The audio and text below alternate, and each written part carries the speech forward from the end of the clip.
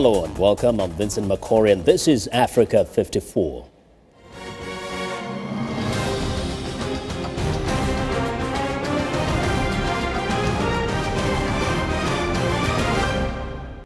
The rising tide of terrorist attacks across Africa, including the recent Westgate Mall massacre in Nairobi, is stirring world leaders meeting at the UN General Assembly to call for a coordinated response to these despicable acts. Al-Qaeda, Al-Shabaab, Boko Haram and other militant rebel groups are wreaking havoc on governments across the continent. The VOA State Department correspondent Scott Stearns has our report. The attack on Nairobi's Westgate Mall put African terrorism front and center again. U.S. President Barack Obama said he's working with African leaders to dismantle terror networks. Nigerian President Goodluck Jonathan said the fight must be united. We maintain that terror anywhere in the world is terror on all of us, and we call on the global leaders to come together and fight terror. Nigeria is fighting Boko Haram terrorists. Some are believed to have trained with Al-Shabaab, the Al-Qaeda affiliate that claimed responsibility for the attack in Kenya. In Africa, terrorism remains largely based on local dynamics, says Africa analyst Jason Mosley. He spoke to VOA via Skype. This is not a signal that Africa has become the new sort of battleground for international terrorism, but rather that international organizations like Al-Qaeda have found traction for their ideology and methodologies among militant groups with local agendas. West African troops supported by French air power helped drive back Al-Qaeda-affiliated militia in Mali earlier this year. But that's not stopped terrorism in the Sahel, says Senegal's President Macky Sall.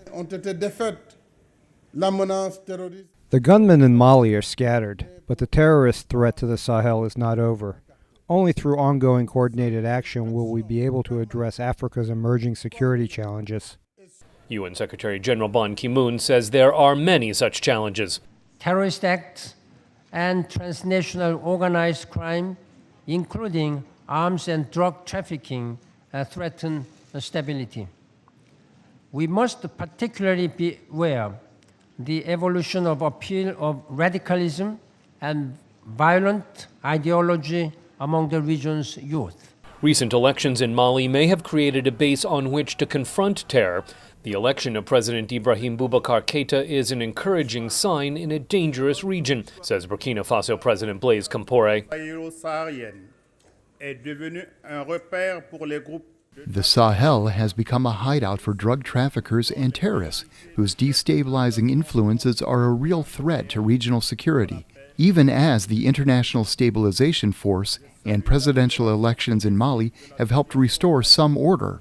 But with ungoverned areas throughout the Sahel, democratic governance in Mali may diffuse the terror threat, but not eliminate it, says Sarah Margon of Human Rights Watch. If Mali does move forward and restore its democracy, Mali may, in a genuine way, Mali may sort of have been able to keep at bay the worst elements, but there are a number of neighboring countries that may be at greater risk in light of a strengthening Al-Qaeda affiliate in the region.